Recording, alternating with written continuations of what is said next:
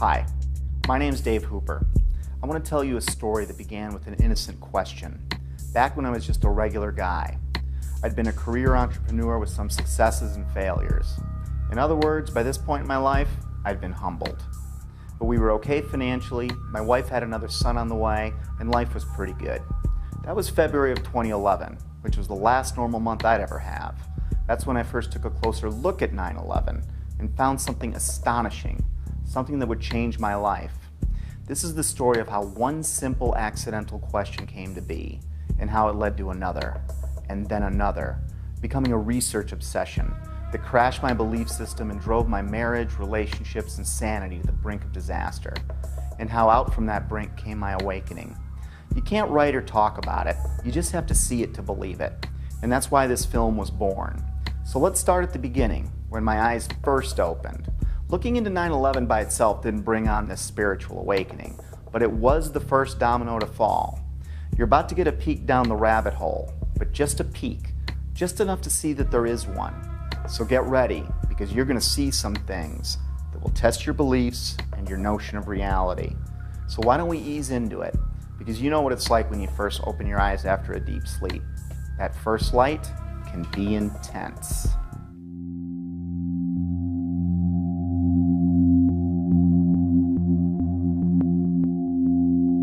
My awakening began with a simple question. It occurred as I watched a familiar clip of President Bush on the morning of 9/11. I didn't realize it then, but this question was about to change my life. Bush is sitting at Booker Elementary School in Sarasota, Florida at 9:05 a.m. when White House Chief of Staff Andrew Card whispers into the president's ear. A second plane has hit the second tower. America is under attack.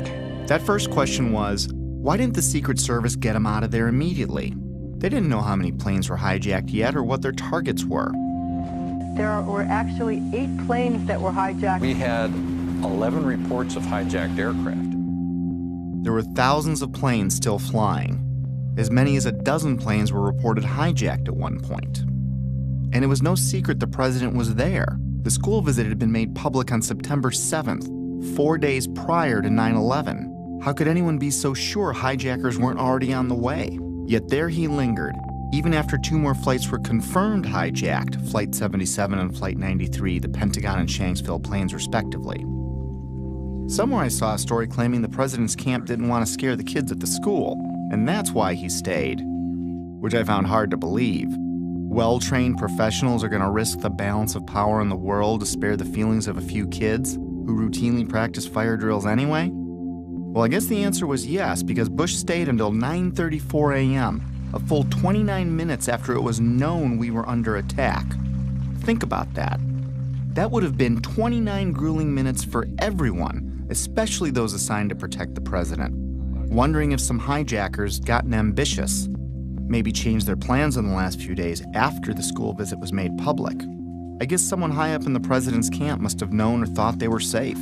I mean, what else could it be? But how could anyone have known that? It had me thinking, but it wasn't a huge deal. I was more intrigued by the type of people I came across who also had similar questions about 9/11. These weren't conspiracy theorists as I pictured them. These were people in government, aviation, civil defense, architecture, science, engineering, and the military. I decided to look further. I still had no idea the impact this would have on my life. I started by refamiliarizing myself with the incident, or I should say set of incidents. Of course, we all remember the second tower being hit, but I didn't put much thought into the other parts of that day. And soon after looking, I was reminded that there were several incredible events on 9/11. I put almost no thought into the particulars of that day for 10 years. But that was about to change. In chronological order, the official version goes like this. 4 planes were hijacked by 19 mostly Saudi Arabian terrorists who then flew or attempted to fly those planes into 4 U.S. buildings: World Trade Center 1, World Trade Center 2, the Pentagon, and the U.S. Capitol. 3 of them were successful. American Airlines Flight 11 hit the first tower, the North Tower, at 8:46 a.m. United Airlines Flight 175 hit the South Tower at 9:03 a.m. American Airlines Flight 77 hit the Pentagon at 9:37 a.m. At 9:59, the South Tower collapsed after burning for less than an hour. At 10:07 a.m., United Flight 93 crashed in a field in Shanksville, Pennsylvania. Then at 10:28 a.m., the North Tower collapsed. And I barely remembered that a third building at the World Trade Center, Building 7, collapsed at 5:20 p.m. to close out the day. The National Institute of Standards and Technology, more commonly known as NIST, backed up the official government version that intense fires weakened the steel and caused all 3 buildings to fail, including Building 7, which oddly enough was not hit by an airplane, nor was it exposed to jet fuel, which is what I thought melted the towers to get that progressive collapse started. And you had that intense heat probably weakened the structure as well. As I looked for answers, I found Shyam Sunder of NIST stating, "The buildings were not brought down by explosives. Until then, I didn't know explosives were even in the conversation. And like hearing a child claim innocence before a question is even posed, it had my eyebrow raised." World Trade Center 7 collapsed because of fires fueled by office furnishings. It did not collapse from explosives or from fuel oil fires. While researching the official government story, I saw a news flash that the 9/11 families wanted an investigation of World Trade Center 7. I was a bit surprised. Why would they be questioning the official story? That seemed a little out there, but who could be more invested than they were? So I listened to what they had to say. Our perception of what happened on September 11th is very different from the general public's perception, I'd say, for the most part. I believe that the public is still uninformed about most of the issues that are surrounding them. I just don't think the public at all knows. They want to believe. I think the truth sometimes can be frightening. There's some deep, deep explaining to do. The bottom line is that it needs to be investigated. We have to demand a new investigation. I want justice here. Nobody ever stopped to have a scientific investigation. A scientific investigation. A scientific... What did these families know that I didn't? It's obvious once you look, they've been trying to say something is wrong, and we need to look at 9/11 more closely, especially Building 7. And they weren't alone. I found an endless sea of organizations, rallies, websites, books, and films about that day, but I never really heard about any of them on the evening news. The families and many others were pointing to World Trade Center Building 7, the last one to collapse. I wanted to research what was so special about Building 7. We were only a few days away from launching my new business when I shared with Betsy that I didn't think there was any harm in pushing it back a bit so I could look into Building 7 for myself. This news, combined with the controversial nature of what I was looking into, was met with less than enthusiastic support by my wife, even though she tried to hide it. It was understandable. Remember, our baby was due in a few months, and I was suggesting changes, but they weren't too big and she was okay with it, so I moved forward. And that's how it began. I didn't know it then, but I set us on a course that would lead our marriage to the brink of disaster. But that hadn't happened yet, so let's pick this back up at Building 7. Here are some basic facts. World Trade Center 7, which was located in downtown New York City, is sometimes called the Salomon Brothers Building, but is most commonly referred to as Building 7. With construction beginning in 1984, it benefited from many modern advancements in building technology. It was a 47-story, steel-framed, fireproof skyscraper standing 550 feet tall. It was 300 feet from the nearest tower, the North Tower, or about a football field away. Even though it was one of the largest buildings in Manhattan, it looked small next to the Twin Towers. In September of 2001, Building 7 would have been the tallest building in 33 states. It collapsed at 5:20 p.m. the afternoon of September 11th. Even though Building 7 was not hit by an airplane, The official explanation for all 3 buildings that collapsed was that intense fires weakened the steel, resulting in total symmetrical building failure. The official story goes on to state that in Building 7, column 79 gave out first, starting a progressive failure of the remaining columns, which allowed the building to fall almost as fast as a bowling ball would into its own footprint. If a building that size accidentally collapsed on any other day, it would have been as famous as the Titanic sinking. Yet according to a 2006 Zogby poll, 43% of Americans never even heard of Building 7. Building 7 housed the CIA's largest station outside of Washington, D.C. It also contained the Secret Service's biggest field office. The IRS, Department of Defense, and the SEC also occupied entire floors. The mayor's emergency management bunker was located in the building, but ironically, it wasn't used that day. The rest of the tenants were primarily banks such as Solomon Smith Barney, which occupied the top 17 floors.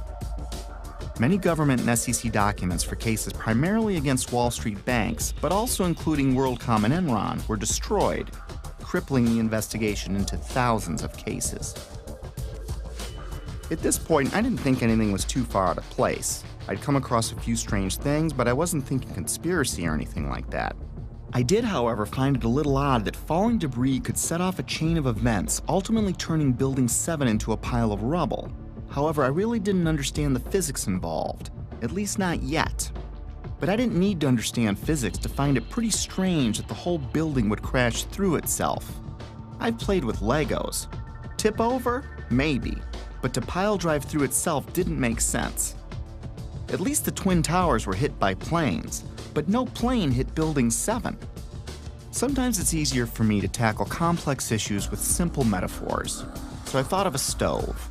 Then I imagined what kind of materials would I need to add to the fire so that all 4 legs would collapse simultaneously, and I couldn't answer it.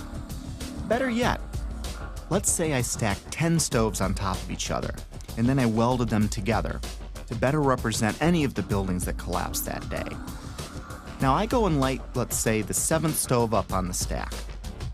What could cause the 7th stove's legs to give out simultaneously and cause every other stove below it and above it to break apart into tiny pieces, crashing to a pile of rubble in a few seconds? And how could that happen 3 times in a row? After breaking it down, I felt a little pit in my stomach for the first time, but I assured myself that I must be missing something. With that said, it was time to take a crash course in high-rise fires. It seems that high-rise fires are more common than I thought. I found hundreds of them. According to a 2011 report by the National Fire Protection Association, there are an average of 110 fires each year in buildings over 13 stories tall. According to the report, between 2005 and 2009, there were 550 high-rise fires. Of course, there are many more all throughout history, but let's talk about some of the more startling ones. Sao Paulo, Brazil, the Joelma building, 1974. Sparked by an electrical fire, the residential building burned twice as long as the Twin Towers, yet it stood. The underlying structure wasn't even weakened. In fact, it's still in use today. The MGM Grand, which is now Bally's in Las Vegas, Nevada, caught fire in 1980, killing 85 people. It's had a few facelifts and ownership changes, but the structure underneath was never compromised. It's still in use today. Los Angeles, California, 1988. What was then called the First Interstate Bank building burned for 3.5 hours. No structural failure at all. In fact, an insurance company moved in, and today it's known as the Aon Center. In 2004, the Parque Central building in Caracas, Venezuela, the country's tallest building, burned for 17 hours. The facade was repaired, and it is in use today. Philadelphia, Pennsylvania, One Meridian Plaza, 1991, burned for 18 hours. It stood. Beijing, China, the Mandarin Oriental Hotel, burned for 6 hours in 2009. It stood. Chechny's tallest building burned for 7 hours in April 2013. It stood. Dubai, Moscow, Zurich, and on and on. I was starting to see a trend. Fires don't melt steel or cause buildings to collapse.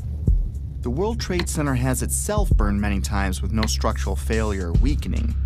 Some significant dates include February 13, 1975, when the 9th to the 14th floors burned for 3 hours. No damage or weakening of the structure was recorded. The fire began in an electrical wiring closet on the 11th floor. Some fire department officials and building officials here say that there's no chance the World Trade Center could become a type of towering inferno. And in 1993, it survived a bomb detonated in a highly vulnerable area with no structural damage caused by the fires that resulted from the explosion. There was, of course, damage from the bomb, which had to be repaired, but through it all, the towers have always stood. Sometimes buildings do collapse because of structural failure, but it's usually a design problem or earthquake damage or a controlled demolition. Buildings don't come down because of fire, but when they do collapse, they tend to tip over and stay connected. After reviewing hundreds of fires, I could find only 3 occurrences of fire bringing down a steel-framed high-rise in all of history, and all 3 were on 9/11. High-rise buildings simply do not collapse due to fire. Collapse of World Trade Center 7 was primarily due to fire. But there's a problem. Office and open-air jet fuel fires cannot melt steel. A lot of things in these kind of buildings have to be fire resistant by nature. It's required by code. So there really isn't a whole lot of fuel in there to begin with. The National Institute of Standards and Technology said that the maximum air temperatures was about 1,800 degrees or 1,000 degrees colder than what's needed to melt steel. And it takes a blast furnace with air blowing with blowers to try to get steel to melt. So if you have a flame at 750 degrees, you can hold that flame under a steel beam forever, and you'll never reach a high enough temperature to bend steel, let alone melt it. This would have us to believe that these was a typical office fire, scattered office fires, if you will, that brought this building down. Since the mid-60s, I've tried to follow high-rise fires, and I'm not aware of any high-rise building that have come down as a result of fires. And seeing black smoke come out the windows, that means that the fires were oxygen starved. Kerosene would have burned off very quickly. What wasn't destroyed in the initial fireball would have been consumed fairly rapidly and would have only really served as an ignition for the rest of the material. None of which would have been, in my experience as a fire protection engineer, hot enough to sufficiently soften the steel or damage the steel to result in a total collapse of the building. Well, we're told that the planes hit the buildings and there was an explosion and a fire, and about an hour and a half later, in the case of the North Tower, the buildings collapsed due to structural weakening due to the fires. Fires in high-rises have never brought down a steel frame high-rise building at all, ever. The bottom line is this. Steel-framed high-rises don't collapse, especially into their own footprint, because of fire. This is why builders and architects have loved steel for 100 years. A fire typically can't compromise the steel structure. Of course, 9/11 was not a typical day with typical fires. Jet fuel was involved. But the kerosene, or the jet fuel, just can't explain it. Set aside for a minute that only 2 of the buildings were subjected to kerosene. Now think of a kerosene lamp or a kerosene heater. In the history of kerosene lamps, I have never heard of one being melted because the fires were too hot. In fact, the World Trade Center fires were starved of oxygen and therefore heat. You can see it in the black smoke coming from the towers. Yet molten iron was found in the rubble of all 3 buildings. Something else had to provide the heat and energy needed to liquefy, melt, or even microscopically bend the steel in any of those 3 buildings. And unless you work for NIST, scientists agree that neither jet fuel, nor the furnishings inside those buildings could have heated the steel enough to melt it. I was starting to realize that something else must have been involved in the collapse of at least Building 7, if not all 3. Okay, maybe airplanes weakened the structure of the Twin Towers, which we'll be looking into more deeply later. For now, believe it or not, planes have hit many buildings throughout history and none fell. Of course, none were hit with planes as large as the ones on 9/11, but that still leaves Building 7. I couldn't explain it. Can you tell me that if I throw a flaming chunk of metal off of one building, I can make the building next to it collapse in on itself a few hours later? Why do demolition companies even exist if you can just light a few random fires and wait for an implosion? Maybe the steel structure in Building 7 was so badly damaged from falling debris that the entire structure was compromised. It still can't explain the symmetrical collapse, but I looked anyway. Other buildings that have suffered severe structural damage by natural disaster or bombs didn't disintegrate into rubble piles. They stayed together in some way. Even the buildings in the Trade Center complex that suffered worse damage than Building 7 didn't collapse in on themselves. This uneasy feeling was growing, but there was much more to understand about Building 7's collapse, especially before I started jumping to conclusions in my own head. I needed to hear from some experts. It just didn't add up, the way the whole thing sort of pile drove itself into the ground and all at near free fall speed. Collapses straight down into its own footprint at free fall speed. This is uncanny. There's 40,000 tons of structural steel designed to resist this collapse. This building had 40,000 tons of structural steel in its structural system, and that is intended to keep it from going anywhere. The animation sequence from the National Institute of Standards and Technology for their model, their mathematical model of the collapse of Building Number 7. And they have the inside members that one column gave way, which they claim resulted in the collapse of all the surrounding members, and then this precipitated a global collapse. This would just not be physically possible for a gravitational collapse. According to NIST, the failure occurred at column 79 on level 12. This means basically they're talking about a single columnar collapse or failure that resulted in a total collapse of the building. That just does not make any sense. Regardless of the engineering, the logic tells you that if you have a single failure at some random point in the building, that the entire building is not going to collapse. Buildings don't break that way. The story that just a few columns can cause a synchronized global collapse, an implosion, is, well, that's just nonsense. The exterior columns on the outside as well as on the inside at the bottom would have to be severed almost at the same time. The building would want to topple over. It would want to bend over that weakened area and topple over sideways. What we saw the structures came straight down upon itself. It cannot happen that when you have asymmetric damage, you will get a perfectly symmetrical collapse. At free fall speed, that's impossible. That's a violation of the fundamental law of physics that says that for every action, there's an equal and opposite reaction. If you took a billiard ball and dropped at the height of the Twin Towers, and you just merely stopped it and started at every floor in free fall, it would take over 1.5 minutes to reach the ground. The buildings were down in 10 seconds.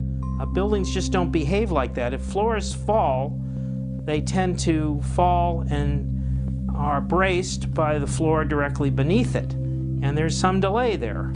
And then the next floor falls with 2 floors, and there's some more delay. The buildings actually accelerated as they came down, meaning they were not getting resistance from these massive columns in the center of the core of this building. And when it's all finished, the outside walls from the lower floors are piled one on top of the other right in the middle of the building. So it's fiction to say that a building as modern as World Trade Center 7 comes down with no resistance. Doesn't add up. The official explanation was dead wrong. Just not possible. Not possible. Just doesn't make sense. It's not how it works. It can't happen. Never before in history. It just can't happen. Well, that's just nonsense. And that cannot happen. Couldn't happen. It's fiction. There's definitely much more going on than just fire. This was a controlled event. The symmetry is the smoking gun. In short, the evidence is clear. We are witnessing not the collapse of a building, but its demolition. At the time, I was thinking, wait a minute. My heart was pounding, my adrenaline was flowing, and I had a knot in my stomach. You know, the collapse never looked right to me, but then again, I never really thought that it defied the laws of physics. My imagination started to run wild. Could the hijackers have wired the buildings? Maybe the government didn't want us to know how really lax their security was, and that's why they covered up this fact. Maybe it was pre-wired for some reason, but that made no sense. If it was a controlled demolition, it would explain how much of these buildings were reduced to ash. It would explain why the towers fell after burning for only an hour or so. It would explain why they imploded instead of tearing apart. It would explain why they all fell at close to free fall speed. It sure looked like a controlled demolition, in retrospect. I couldn't stop at this point. I needed to know more. Late nights, coffee, research. My life was changing before my very eyes. I had taken my very first step down the rabbit hole. Little did I know how much deeper it would go. By now I knew that fires didn't bring down the buildings. And even if fire could somehow melt steel, the buildings would not have fallen in on themselves. They would have tipped over or torn apart. I was starting to find credible people talking about controlled demolitions and the use of explosives and molten steel. My mind kept wandering, trying to imagine how all this tied together. But first, I still needed to understand more about what happened. And what we find down there is pools of molten iron. What does that mean? Several tons. Exactly. What is that doing there? The first responders see it. The structural engineers see it. It's documented by FEMA, the melting of steel. Normal office fires is what's supposed to have brought these buildings down, along with jet plane impacts. But jet fuel and office fires don't produce molten iron or molten steel. It doesn't begin to melt until 3,000 degrees. At one point, I think there were about 2,800 degrees. See the stuff he's pulling out? Yeah. It's red hot. 8 weeks later, we still got fires burning. The concept of molten iron is very important here. In order to get molten iron, you have to reach unbelievable heat levels. It takes much, much more energy than you could find with any combination of burning office furniture, jet fuel, or gravity. Molten iron can be an indication of the use of thermite. Thermite, thermate, and nanothermite are super hot burning substances used by the military that can cut through steel. It can supply its own oxygen so it can burn underwater. It would explain how fires burned at ground zero for 3 months even after the area was flooded. So thermite would also explain potentially the fact that the fires could not be put out at ground zero. The fires lasted for quite a while. The fires were finally put out on December 13, 2001, just over 3 months after 9/11, making it the longest burning building fire in recorded history. They burned underwater for much of that time. These fires were a big question mark. But first, it was time to take a closer look at NIST. They are the scientific agency backing the official version of events as most Americans know them. I was hoping they would curb my growing anxiety. Instead, what I learned about NIST made my heart sink. To understand NIST, you need to understand the relationship to explosives. They have vehemently denied that there were any. Not only did they not check for them, they state that none were used. Plain and simple. In fact, they have gone to unbelievable lengths to prove that explosives, or even the evidence of explosives, like pops going off, did not exist. Some people might call it incompetence. Others might call it selling your soul. NIST concedes that they found no evidence for explosives. So then we asked them, well, did you look?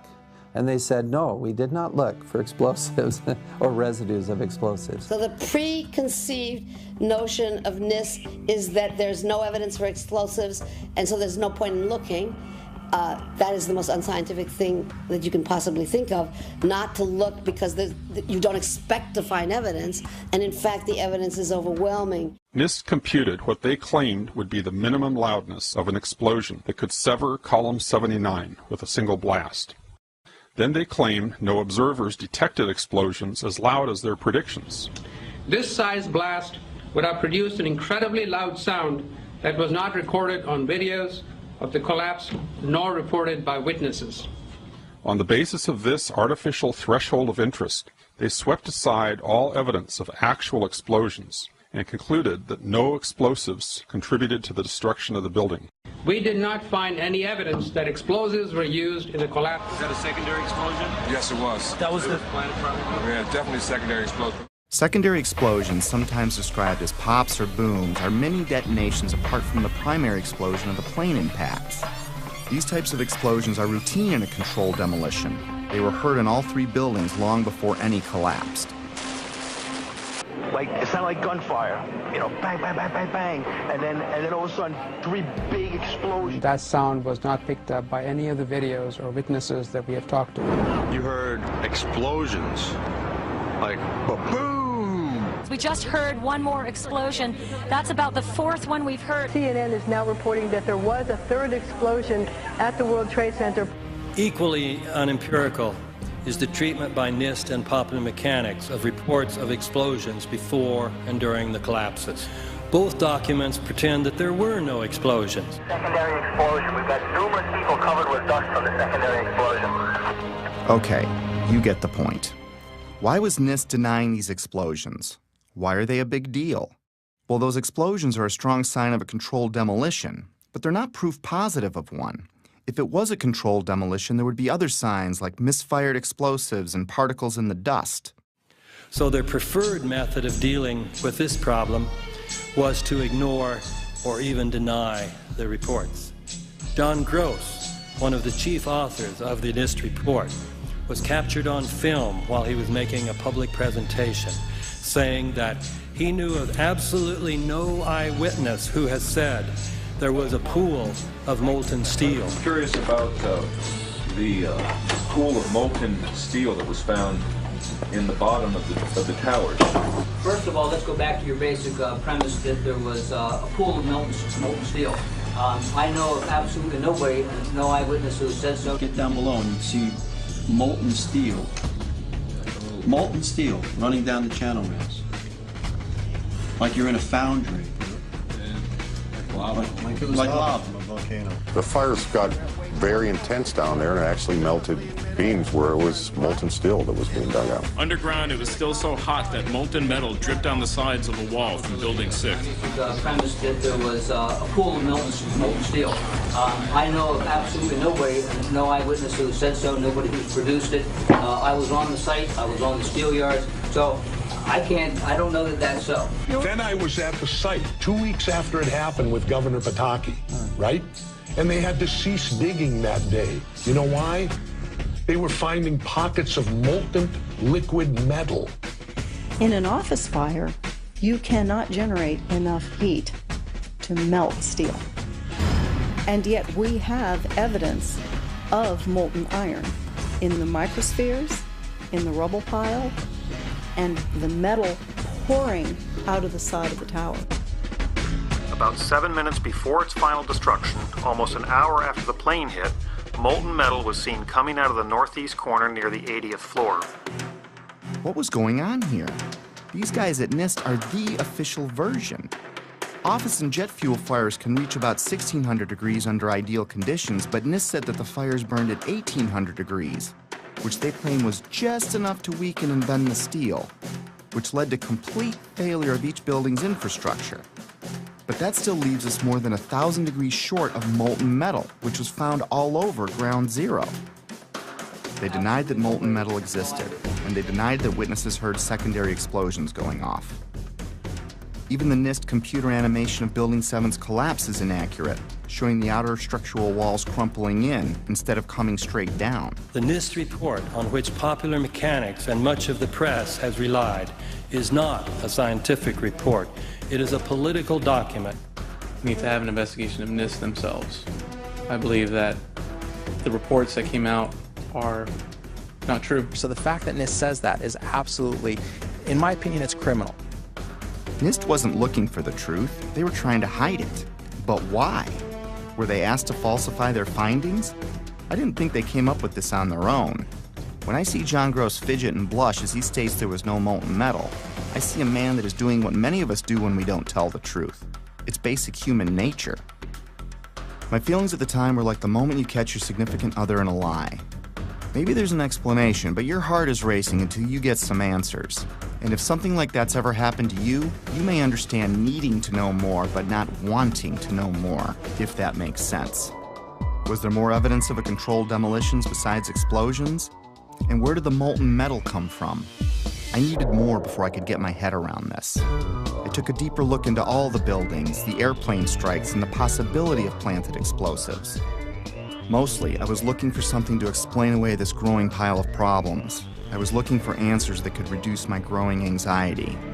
Instead, I would fall further down the rabbit hole. By now, Betsy was about to give birth. The idea of putting the business off for a week had turned into a few months. and I couldn't help from talking about my findings all the time, even though Betsy asked me to tone it down. She needed more from me as a husband and father, and I needed more from her to preserve my sanity. Then my dad died, and 8 days later, my son was born. I was all over the place. This prompted my first break. I was in a very strange place, grieving my dad and celebrating my son, while digesting this new information that no one wanted to discuss. What I'd been working on was no secret to my whole family, and everyone seemed pretty relieved when it looked like I was re-entering my normal life. I was enjoying the family and starting to talk about business again, which made Betsy happy. And I wasn't talking about 9/11 anymore, which made Betsy even happier. But just when things were getting back to normal, I started getting a feeling, an urge to get back into it. It kept growing and I couldn't explain why I had it. I tried to ignore it, but I couldn't. And like an addict that fell off the wagon, I was back at it like I'd never left. I still wasn't certain what brought down Building 7, but I was pretty sure it wasn't fire. And it certainly wasn't an airplane since it wasn't hit by one. Maybe a look at the Twin Towers could shed some light on this. Most skyscrapers are built on steel or concrete frames, which is a grid of columns and beams that goes all the way through the building. The World Trade Center was different. It was what engineers call a tube structure.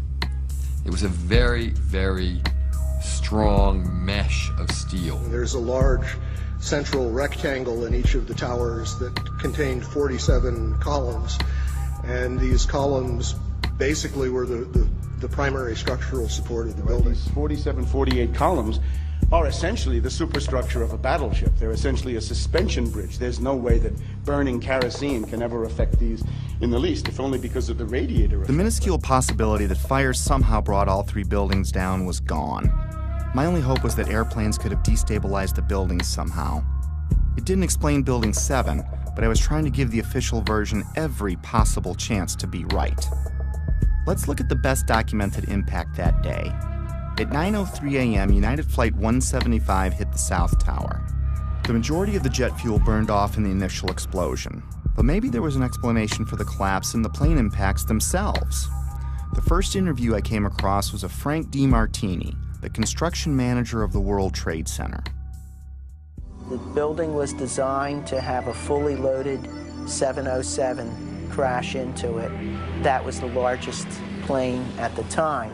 The building probably could sustain multiple impacts of jetliners because this structure is like the mosquito netting on your screen door. The jet plane is just a pencil puncturing that screen netting. It really does nothing to the screen netting. But the largest aircraft flying today, at least commercially, the 747, fully loaded, is on the order of 300 tons. So if you think about a 300-ton element crashing into a building that's been designed to carry 13,000 tons, you can see that an aircraft crashing into the World Trade Center would probably not do anything. We designed the buildings to take the impact of the Boeing 707 hitting the building at any location. But the plane had already hit. And what I noticed was the lights were still on in the lobby. That led me to believe that the plane never got to the core columns because the feeds for all these transformers feeding all the light and power in the towers were adjacent to the core columns. Those aircraft and those fires could not cause those buildings to come down in that way. The idea that airplanes could have destabilized the buildings never made much sense to me.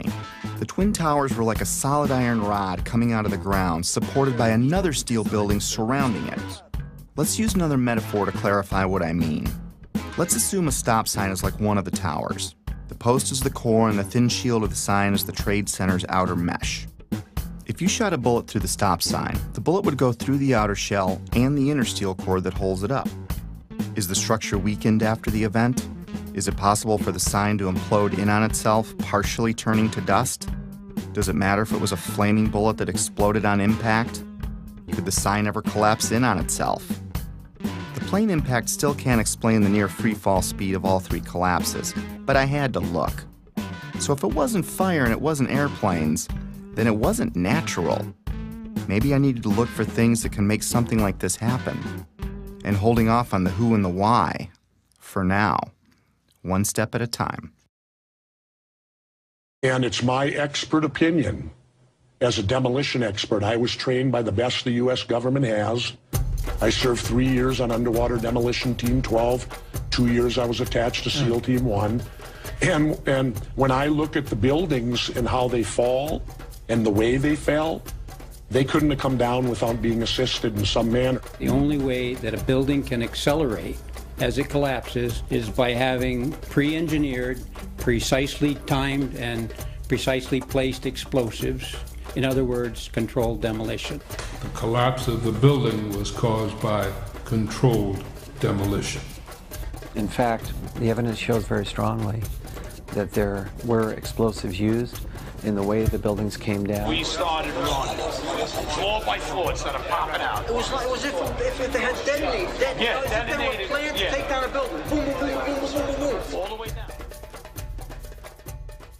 Explosives are used to demolish buildings like this in just seconds. Okay, so it's a controlled demolition. What's the problem with that? Let's just think about this. Controlled demolitions cannot be engineered and rigged in a day. It takes months. And therefore, this event must have been planned in advance. Controlled demolition is used to bring unwanted buildings neatly down into their own footprint. It's part science and part art. Through the placement and synchronization of many different types of explosives, demolition companies can control how and when any building falls. Some are brought down or pulled in a plain Jane fashion, and others as a pyrotechnic show for an active audience.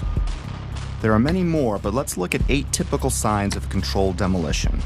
We've already covered a few of them. We know the buildings fell at near freefall speed and the collapses were symmetrical. Anyone can see that with the naked eye. We already established people heard explosions, but it was confusing to me. And of course you're going to hear loud noises as a building collapses. This needed further investigation.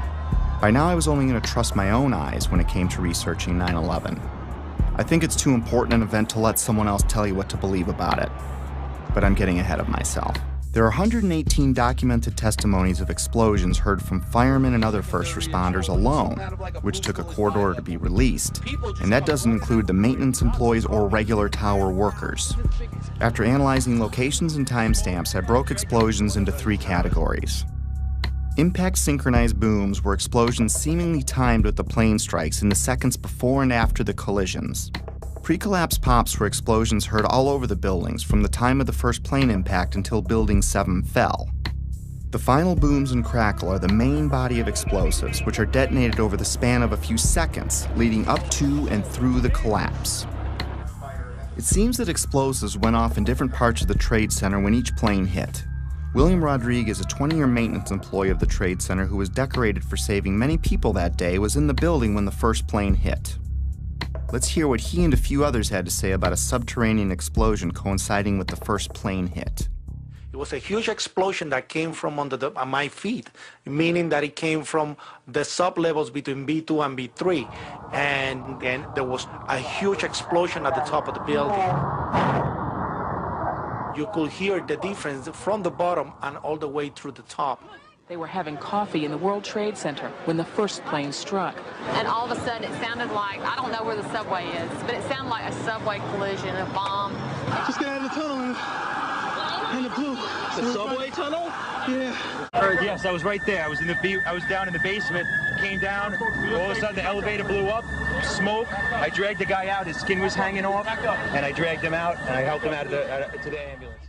What that man is describing sounds like an explosion, not jet fuel dripping down elevator shafts, as stated in the official version. Why did so many people hear an explosion below ground? A collision above might crack or break some windows, but I didn't understand how that could tear up the lobby, especially when you consider the base of the building would have felt the least amount of vibration as the shockwave was absorbed by the 95 floors above it. Remember, these images are from before the second plane strike, meaning these images were recorded between 8:46 and 9:03 a.m. The only thing that had happened so far is a plane impact around the 95th floor of this building.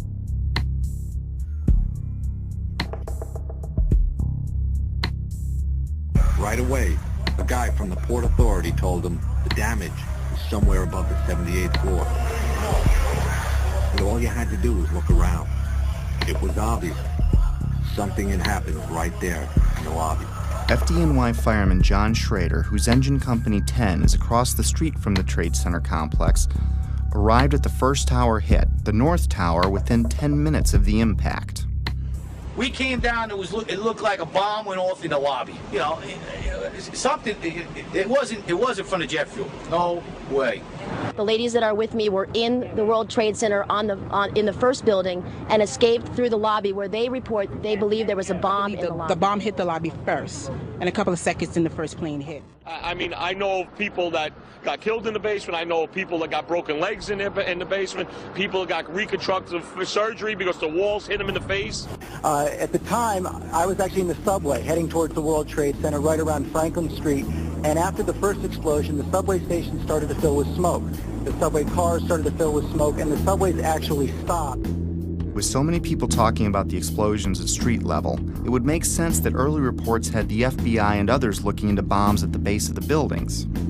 Apparently what appears to happen was that at the same time two planes hit the building, that the FBI most likely thinks that there was a car or truck packed with explosives underneath the buildings, which also exploded at the same time and brought both of them down. Reason to believe that one of the explosions at the World Trade Center may have been caused by a van that was parked in the building that may have had some type of explosive device in it. I spoke to the chief of safety for the New York City Fire Department. He received word of the possibility of a secondary device, that is another bomb going off. There was another explosion which took place. According to his theory, he thinks that there were actually devices that were planted in the building. Jenny Carr was recording a business meeting near the Trade Center at 8:46 a.m. on 9/11 when we hear the basement explosion.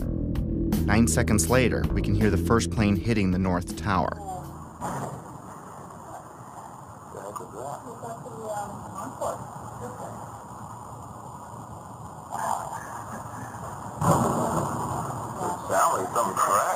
I think a bomb went off in the lobby first, then a plane hit the building, then another plane hit the other building. Let's discuss these pre-collapse pops. From a distance, they sound like pops, but they're actually pretty powerful. Hundreds of secondary explosions were reported at various times prior to the collapse of all three buildings. In a controlled demolition, these bangs are shaped charge explosives blowing out beams before a collapse. They can be programmed to go off hours or seconds before an implosion. These were mostly reported as secondary explosions by the first responders and reporters. We've heard reports of secondary explosions after the aircraft impact. Then somebody said that they saw an airliner go into one of those towers. Then, I don't know, an hour later than that, we had that big explosion from much, much lower. I don't know what on earth caused that.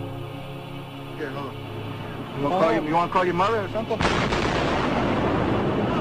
You gotta get back. All right. The final booms and crackle are like the grand finale of a fireworks show.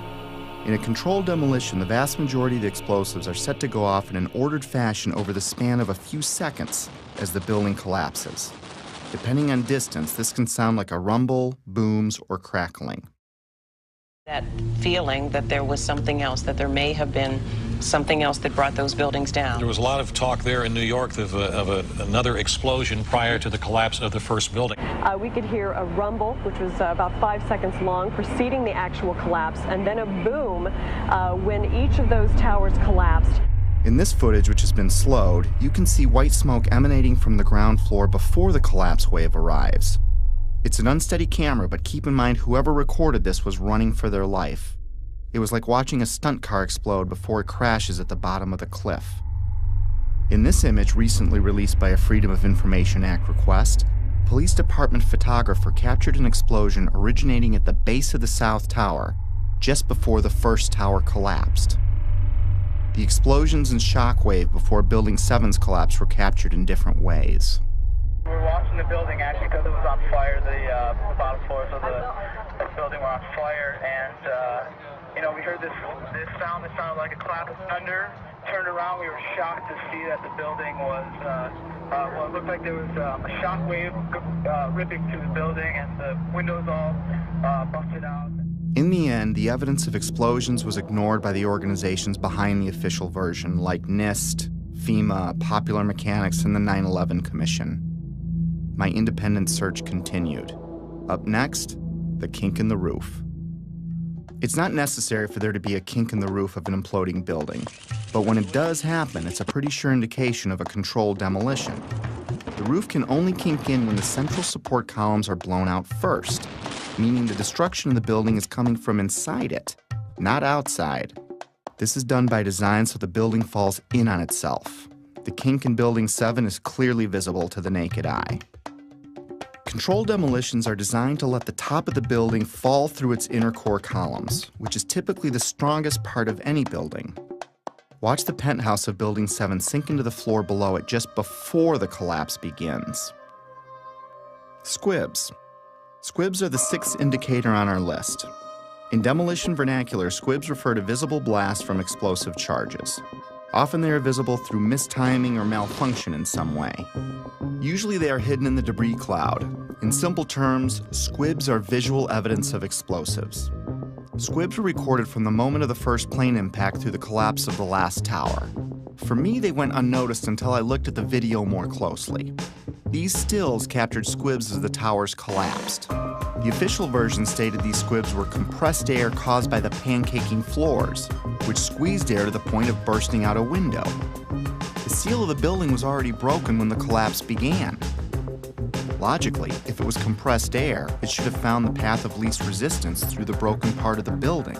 It shouldn't have knocked out a window here or a window there, as many as 40 floors below the blast wave. Naysayers tend to say, well, that's just air being blown out the windows. I mean, it doesn't really work to say it's just air pressure. And I estimated these are coming out faster than 100 miles an hour. The following clips show multiple squibs popping out, sometimes simultaneously, sometimes dozens of floors away from each other. Of all the 9/11 information I've come across, this may have been the easiest to spot. Yet it provided me with one of those stark moments in which the reality of 9/11 sunk in to a new level. In this clip, notice how the squib occurs before the floors above reach the blast ejection point. Not all squibs, however, were easy to spot. Remember how we discussed explosions that were timed to go off with the plane impacts? Well, this is the first plane impact. Notice the dark brown smoke coming out of the top floor of the tower. This smoke is already dissipating before the plane strikes the building. In this segment, the NBC camera is pointed at the north tower. The first tower hit. In a few seconds, the second tower is going to be hit. You'll know it when it happens because of the reporter's voice and the fireball in the lower left corner of the screen. Now keep your eye on the east facade, the one on the left. Notice how several tiny explosions go off as the second plane hits the other building, perhaps in an effort to mask some necessary work prior to its demolition, as I was thinking at the time. Oh, another one just hit. Something else just hit. The seventh characteristic of a planned implosion is what's called a demolition wave. It's the path of destruction in a controlled demolition. It is a visible wave of explosions moving down the columns of a building just ahead of or at the speed of gravity. This array of synchronized explosives is timed to blow out floors beneath the collapse wave as the floors above reach the floors below, thus allowing a drop at approaching freefall speed. Again, let's slow down the film for some of these. When slowed down, you can see how the explosions are timed to go off, floor by floor. In this clip, you can clearly see a demolition wave proceeding down a column mostly hidden by the umbrella of the falling debris pile. Look to the right of the black line. It's a bit grainy because of the zoom. Here it is again without the black line. You can see synced explosives cutting a path down the building. The demolition wave can be hard to see with an untrained eye because it happens so fast. I tried to highlight a few more examples in the following clips.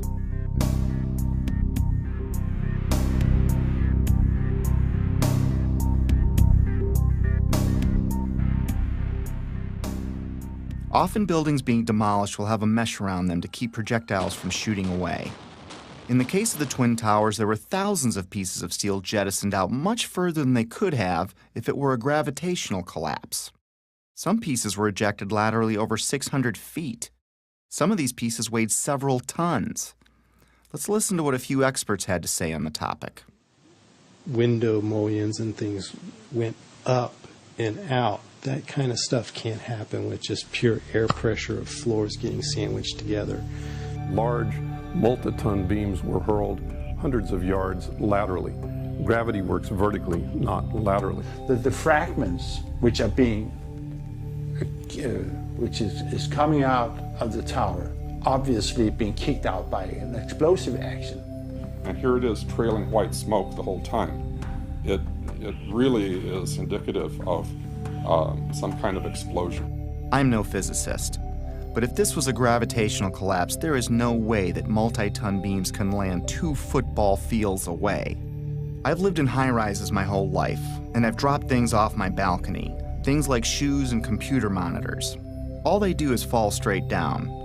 Even aerodynamic items like plates never ended up across the street. In some of these clips, you can see projectiles actually propelled upward, forming an arc. If this were a gravitational collapse, pieces could not be shot upward. And consider the pieces we see. The small pieces weigh a few pounds and the biggest pieces weigh several tons.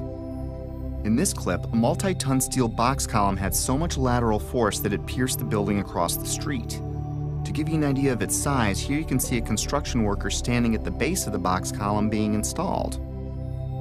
If I can't chuck a shoe more than 150 feet from the 50th floor of my building, how much force do you need to get a multi-ton steel girder to triple that? I could pretty much rule out a gravitational or progressive collapse with the physical dynamics I'd seen with my own eyes. And I found it ironic that the only part left standing was the base of the building. Even though the whole building landed on it, it was the only part of the building whose columns did not become dismembered. Perhaps that says something about the difficulty in wiring the atrium of the towers. And maybe these columns at the base did what the rest of the building should have done, and that is stay together in some way. Just a personal observation I'd made at the time. Of course I've been wondering how the hijackers wired the buildings. It was the only thing that still made any sense, even if barely. But I stopped wondering how the hijackers did it when I learned what was found in the Ground Zero dust. Even though the cleanup and removal of the Ground Zero evidence began within hours of the attacks, not all of it was removed. Many different dust samples were analyzed by scientists all over the world, and what they concluded put the final nail in the coffin of the official story for me. We touched on thermite earlier, but we're going to look into it more deeply for reasons you'll soon understand. Thermite is a chemical mixture, usually of metal oxide and aluminum powder, with several variations. It's often used in fireworks, underwater welding, and military weapons. It can also be used to cut steel beams. When thermite is detonated, it leaves traces of itself in the debris, like perfectly round microscopic spheres of iron, and unexploded thermite itself, both of which were found in the Ground Zero dust. The fact that explosive residue was found in the dust didn't surprise me, at least not by now. I already knew in my heart it was a controlled demolition. What rocked me was the type of thermite found. You see, it was a special type of thermite called nanothermite, and it meant that the odds that the hijackers could have done this dropped to near zero. My belief system kept taking more hits, which we'll discuss in a bit. For now, though, let's have the experts walk us through the basics. In 3 different samples from 3 independent researchers, the R.J. Lee Company, the USGS, and Dr. Stephen Jones's work, all 3 separately found these microspheres. As much as 6% of the World Trade Center dust consisted of tiny, previously molten iron spheres. You cannot get a perfectly round sphere of metal from the building tearing apart. The only way you can get that is by starting with a molten liquid. Then the hydrostatic pressure will create the perfectly round sphere as it solidifies. So what produced all that molten iron? Well, it has in it the chemical evidence of a special incendiary, which is thermite, a high-tech incendiary used to cut through steel like a hot knife through butter. These spheres have iron, aluminum, fluorine, manganese, very unusual elements associated only with thermite. And there's small chips of unignited thermite as well. In the dust, we found what we characterize as unreacted thermitic material in the shape of some very tiny red-gray chips. We captured the residue after the material had been heated. The red-gray chips, as we ignite them, produce spheres that have iron and aluminum, just like we see in the dust in abundance. And the composition was very, very similar. And that led to the conclusion of the paper, which was, we've got some form of thermite in these red-gray chips. What I can confirm also is that these chips, the red layer is thermitic. It does produce molten iron. I've heard this argument that somehow perhaps someone seeded these samples with nanothermite. There have been some that have argued that these red-gray chips could be paint of some form. I've also heard the argument that perhaps the falling buildings just generated this nanothermite. Well, no. So it wasn't, the red-gray chips are not the primer paint that was used on the WTC steel. These chips are not naturally occurring. They are not going to form because some materials fall down in a building and touch each other and get compressed together. That's just not what this material is.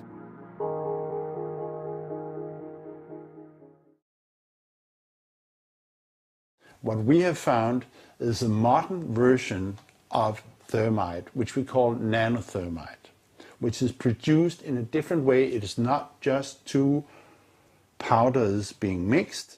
First of all, the iron oxide grains are uniform and approximately 100 nanometers across. That's very tiny, much smaller than a human hair. The aluminum occurs in plates that are about 40 nanometers across. I have no idea how to make those. I mean, this is a high-tech material, and it's embedded in a carbon-rich matrix with order. These red-gray materials have very orderly sheets containing aluminum. This is a material that is made up of nano-sized particles that are all very uniform, very symmetrical. The aluminum appears in thin platelets about 40 nanometers thick. It is the small size of the particles involved in this material that allow us to characterize it as nanothermite. These really are sophisticated materials and probably only developed in a laboratory. This is very high-tech thermite, nanothermite. It's not found in a cave in Afghanistan. It's produced in very sophisticated Defense Department contracting laboratories. We compared our spike that we got with a spike from known nanothermite, which is produced at a military laboratory. Their measured energy released with known nanothermite was less than these red-gray chips.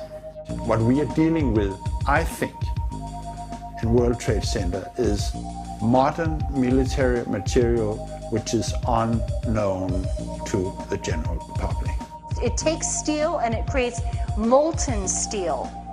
So it takes beams of steel and it turns it into molten steel, and it just everything underneath just sinks into the ground like what you saw. And it is a special U.S. military grade weapon. So the military uses it for a number of different applications. Okay? It is a military grade weapon. It's not something you could make ever.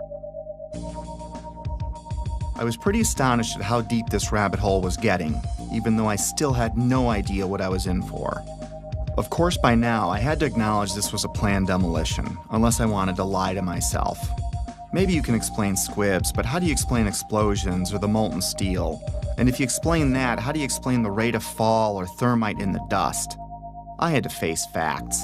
No matter what my heart wanted to believe, these buildings were wired to blow, plain and simple.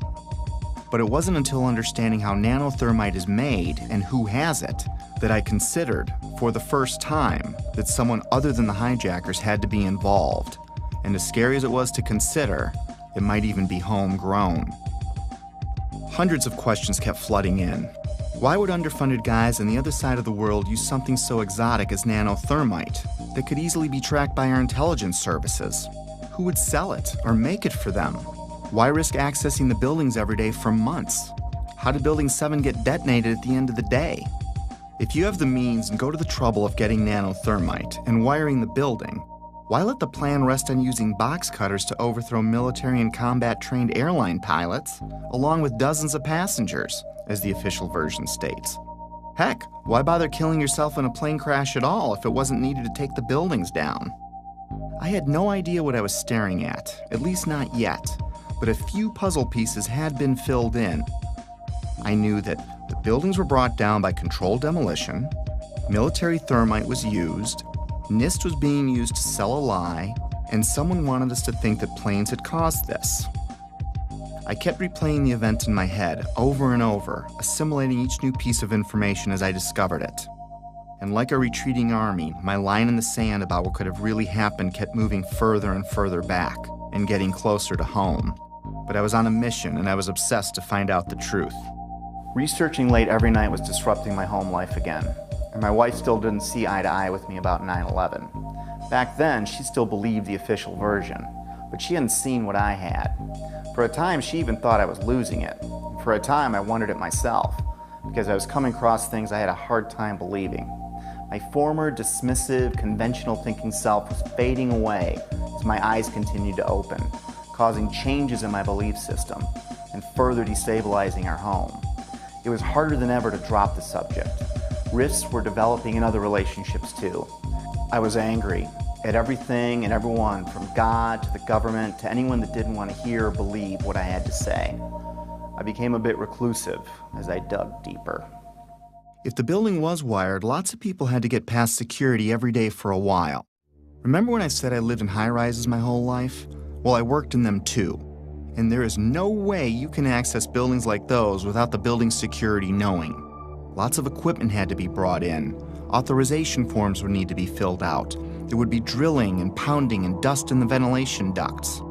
Whoever was coming in would need a plausible reason to be there. They would need access to the elevator shafts. They would be taking incredible risks each day unless they had permission to access the guts of the building. Anybody who's ever watched a building being demolished on purpose knows that if you're going to do this, you have to get at the under infrastructure of a building and bring it down. The columns could have been set up with explosive devices during the off-hour operations of the building by elevator company personnel. It wouldn't be a problem once you gained access to the elevator shafts. How about an elevator modernization, which we know was going on the 9 months prior to 9/11? There are people who noted that the elevators were locked in turn and that there were guards placed at these locked elevators during the modernization. And in the case of a steel frame building, that means we load them with RDX cutting charges, which are loaded with individual delays, sometimes as many as 2 to 3 different delays on a given floor. I was sick to death of the dust which was appearing on the windowsills. It was dirty grey and very, very noticeable in that week leading up to 9/11. There were workers throughout the World Trade Center that had access to the hoistway, which is immediately adjacent to the core columns and beams in the building. The fact that there were visitors, like engineers of some kind, wandering around the floors, carrying toolboxes and cables and so on. We're talking about several tons of nanothermite and ordinary thermite. One would have to have access through security. Video cameras caught trucks arriving at the World Trade Center from about August 23rd until every night until about September 2nd, September 3rd. And the trucks were arriving at about 3 o'clock in the morning when everybody else had left the building, including the janitorial trucks. Something was brought into that building that would help with the detonation. There may have been work done on the detonation before. It may have been going on for months, but whatever they needed at the very end, they came and brought in that 10-day period. The 9/11 Commission also does not tell you that Marvin Bush, the president's brother, and their cousin, Wirt Walker, were the principals of the company that was in charge of security for the World Trade Center. They don't, The jaw-dropping coincidences kept piling up. I learned that Stratesec was a security company which used to be called Securicom, and they didn't just handle security for the World Trade Center complex. They had contracts with Dulles International Airport, from where Flight 93 departed, and United Airlines, accounting for most of the security breakdowns on 9/11. And another thing, Stratesec also handles security for Los Alamos National Labs, one of the only places on the planet that can produce the nanothermite found in the ground zero dust. The odds are pretty astonishing that one company can link so many vital elements of 9/11. But more astonishing is there's no mention of Stratesec or Securicom in the entire 567-page 9/11 Commission report. Of course, that was no surprise by now. Did I forget to mention that that same 9/11 Commission did not mention the collapse of Building 7 in the entire report either? Why is there not a word about the collapse of that building in the 9/11 Commission report? We didn't see any evidence of the kind of thing you're talking about. I didn't think this was something done by terrorists anymore, nor did I think this was done by any one man, even if a president. How does he get nanothermite? How does he get NORAD, the FAA, and our air defenses to look the other way? Or get access to the interior of all 3 towers? Or get 19 guys to kill themselves? Or get NIST and the 9/11 Commission to tank their investigations? Or keep the media quiet? Or keep a rival administration from exposing it? No.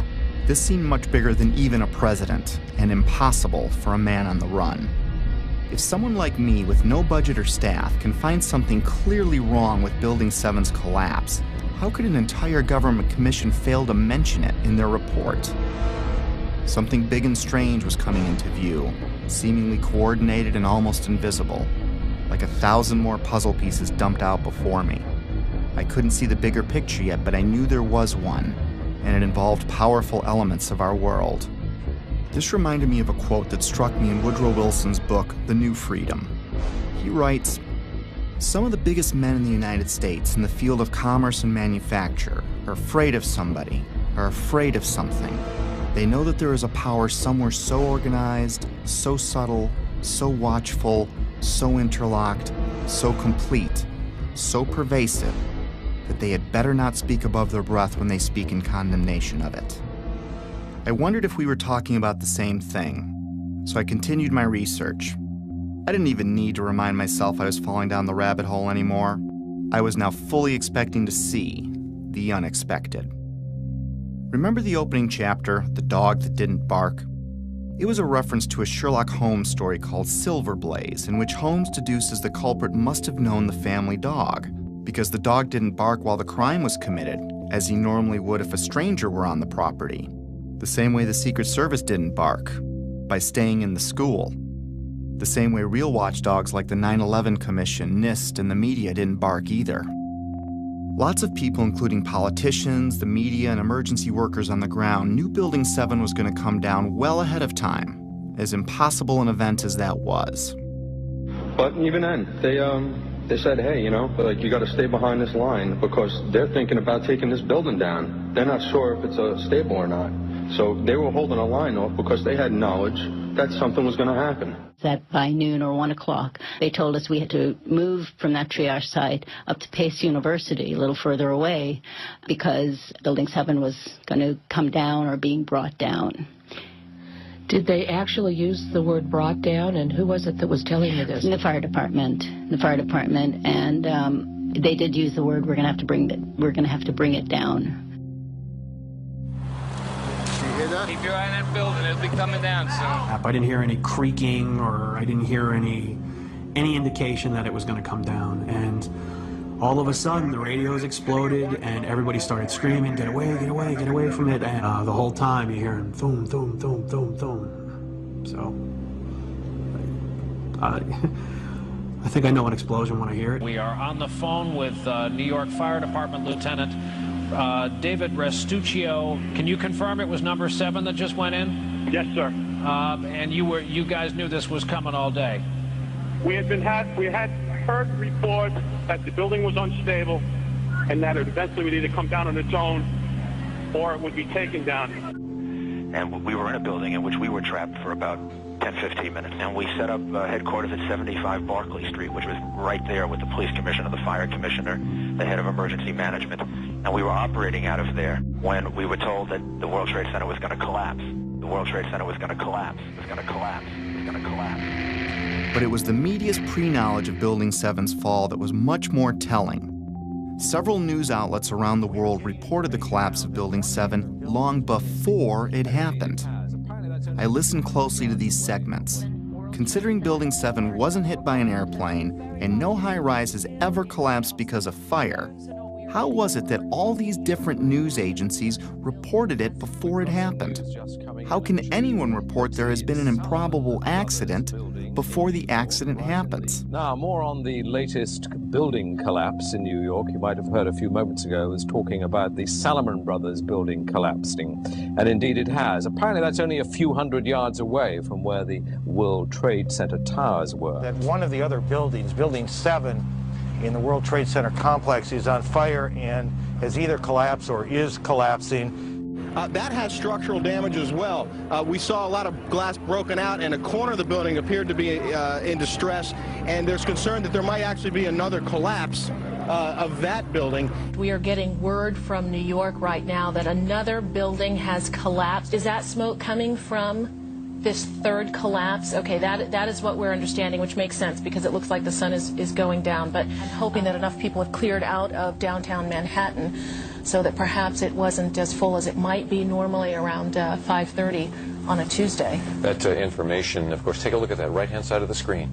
It's going down right now. There it is. Yep. It went down. Brown building, the tall one, is number 7 World Trade Center. Heard several reports from several different officers now that that is the building that is going to go down next.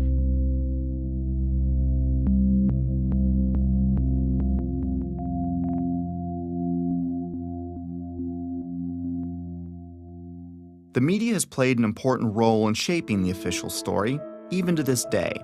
The idea that the buildings fell because of planes and fire was instilled in the public's conscience early and often on 9/11, and it started before any buildings fell. And that perhaps they're buckling under the force of the collision or the hole that's resulted from these two planes. My sense is that just one, the velocity of the plane and the fact that you have a plane filled with fuel hitting that building that burned. So structural damage, as you had suggested, probably led to this building going down. We are seeing...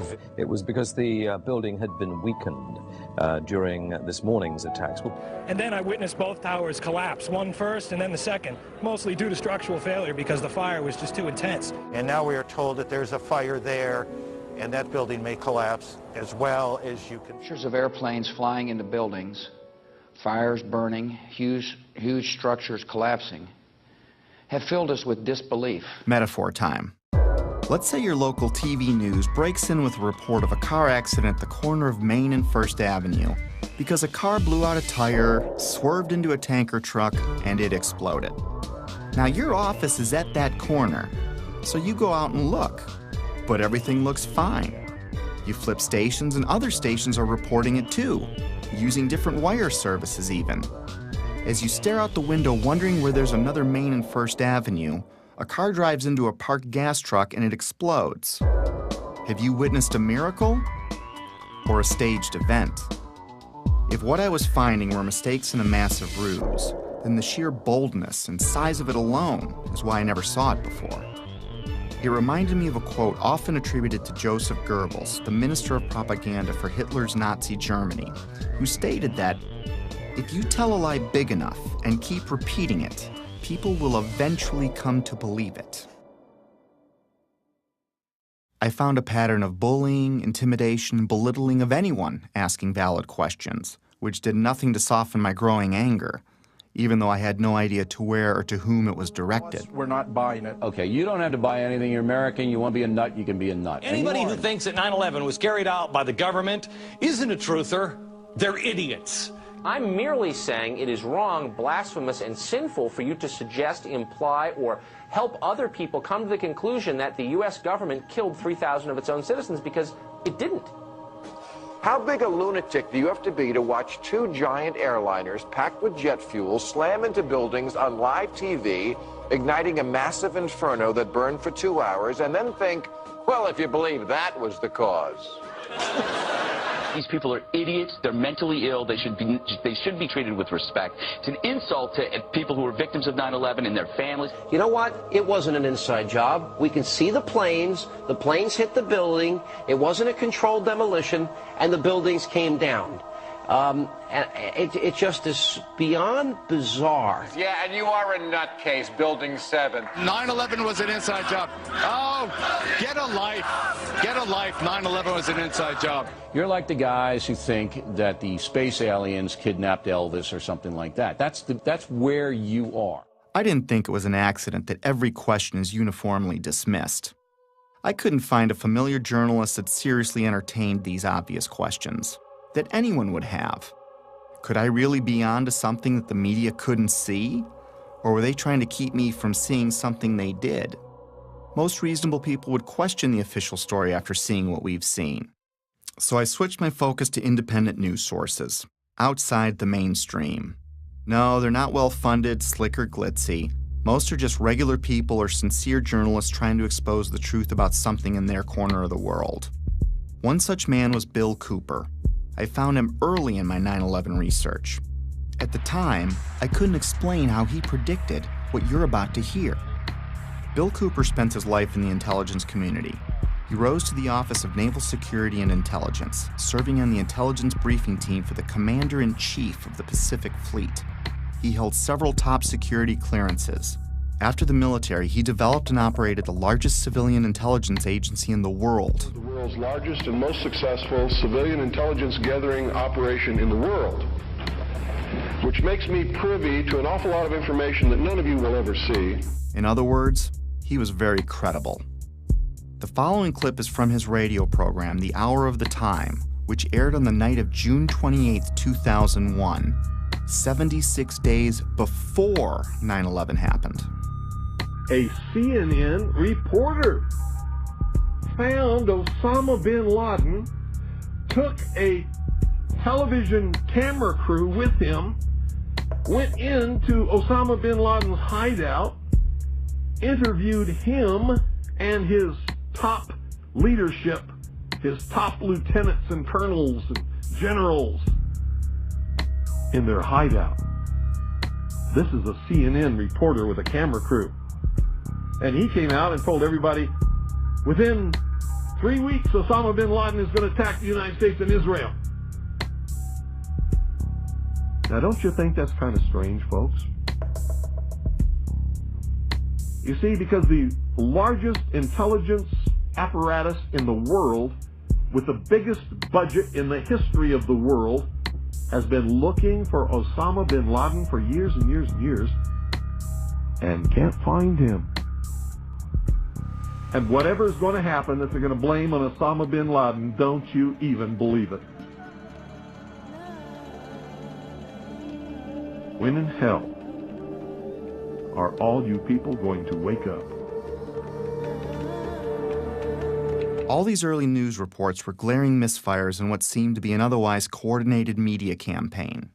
Misfires not unlike the ones meant to coincide with the first plane impact. Little mistakes that my untrained eye never picked up before, but that I was now finding all over, spawning even more questions, and fueling the early stages of what would become my spiritual awakening. As I continued finding evidence leading me away from the official version, it was not surprising the main body of evidence was being removed within hours of the attacks, cleaning up a crime scene with no real investigation. Because what they did immediately after 9/11 was they started removing the steel, the debris from Tower 7 and all the towers immediately. 400 truckloads per day of material were taken away from the World Trade Center site and sent to China for recycling. There were laws violated in the destruction of that evidence. I was starting to believe that things like the immediate cleanup were probably no accident. And to discover what was really happening, I'd need to find the ones behind the cleanup and the coordinated media and NIST and FEMA, the Federal Emergency Management Agency, which in another huge coincidence arrived at New York for a training exercise on Monday, September 10th, the night before 9/11, which is convenient as they oversaw the cleanup of Ground Zero. To be honest with you, we arrived on late Monday night and went into action on Tuesday morning. And not until today did we get a full opportunity to work. Over time, it got easier to find puzzle pieces, like the following testimony by Norman Mineta, the Secretary of Transportation in 2001, who was with Vice President Dick Cheney in the morning of 9/11. And like so much other important information, this interview would also be left out of the 9/11 Commission report. During the time that the airplane coming in to the Pentagon, there was a young man who would come in and say to the Vice President, the plane is 50 miles out, the plane is 30 miles out. And when it got down to the plane is 10 miles out, the young man also said to the Vice President, do the orders still stand? And the Vice President turned and whipped his neck around and said, of course the orders still stand. Have you heard anything to the contrary? Well, at the time I didn't know what all that meant. And the flight you're referring to is the flight that came into the Pentagon. Oh, God. The Mineta testimony launched my investigation into the Pentagon, Shanksville, the hijackers, and many other aspects of 9/11. And if I thought I was a long way down the rabbit hole already, was I way wrong. My belief system would ultimately be shattered, but rebuilt to accommodate my evolving worldview. Back then, however, I was only a few months into my investigation, and I was going through a full scope of emotions, and frankly, having a difficult time handling all of them. Denial, curiosity, fear, disbelief, paranoia, anger, and heartbreak. And I would go through many more. I was still unable to reconcile all the data in front of me. I couldn't see the bigger picture at the time. But like the wind, it can't be seen, yet we know it's there because it leaves evidence of its existence. Very much like the trail of breadcrumbs I'd been researching over the last few months. But it's not something I could understand in one sitting. It took time. Coping with the flood of emotions took a while. I didn't have anyone guiding me or anyone to talk to about it. I felt like I had no foundation, like the ground was crumbling beneath me. The truth is hidden by several mechanisms, especially the limits of our own preconceived beliefs. I'd been so ignorant and dismissive, but now I wondered what else I'd been fooled about. Over the years, I came to see that we're in a battle of information, a battle of beliefs, or a spiritual battle, if you will. I also came to believe that 9/11 is only one battle in a much larger war, a war I couldn't see yet, but one that I was well on the way to discovering. This is a lot to take in, and we all wake up at our own speed, if at all, which is why I stopped after only looking at the Trade Center portion of the attacks. There is so much more to this, but it's easier to process in smaller chunks. Betsy and I woke up at different speeds. My eyes started opening pretty quickly, but it took Betsy a few years, even though we talked about it all the time. It wasn't until she watched early versions of this movie that she began to believe me. I clearly remember the day in June of 2013 when she came voluntarily and shared her own thoughts about her own 9/11 research, something she'd never done before. And I knew by talking to her that her eyes were finally opening too. It probably saved our marriage. Getting past that stumbling block opened the door for us to reconnect. If there's a pit in your stomach, don't be overwhelmed or scared. Whatever's behind all of this has been there for a long time, and I'm sure you've lived, loved, and laughed in that time. And you still will. The shock will wear off, and what will be left is a much better understanding of how the world works, which makes the bad guys' jobs harder. Over time, the discomfort and confusion subsided, and I went back to my life, with clarity and new hope for what's ahead. Today, I'm able to laugh and be happy and look forward to the future like everyone else. I have all that, and I'm more aware of important things happening around me. So if you want to forget everything you've seen, go back to your regular life. Soon you'll forget about all of this. Our defense mechanisms work that way. But if you decide to jump down the rabbit hole, my advice is to seek your own answers, do your own research, and don't let anyone tell you what to believe about anything. Because until you see it for yourself, it'll be hard to ever understand why it's so important to know it exists.